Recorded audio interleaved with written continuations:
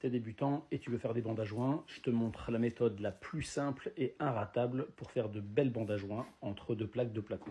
Il va te falloir de l'enduit, moi c'est du prêt à l'emploi allégé, toujours le même, j'adore celui-là, un couteau en 10 ou 12, et ce fameux rouleau, c'est un rouleau à enduire que tu trouves dans toutes les grandes surfaces de bricolage, et forcément de la bande à joint.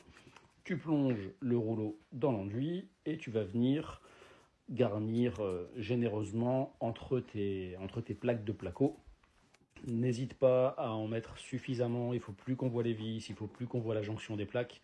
Donc tu vois, j'en mets généreusement, comme ça au moins tu es sûr que ta bande collera derrière.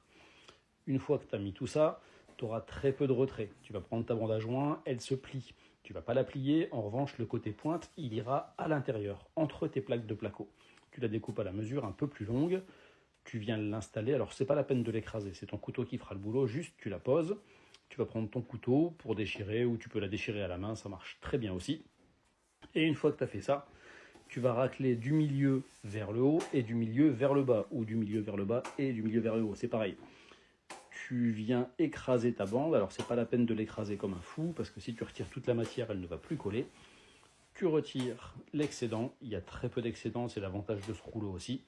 Une fois que tu as retiré l'excédent, tu vas retirer ce qu'il y a sur les côtés de ta bande pour que ta passe de charge, t'es pas à gratter ou t'es pas à poncer. Et une fois que c'est fait, tu vas laisser sécher tout ça et tu pourras faire ta passe de charge quelques heures après ou le lendemain. Regarde le résultat, à toi de jouer.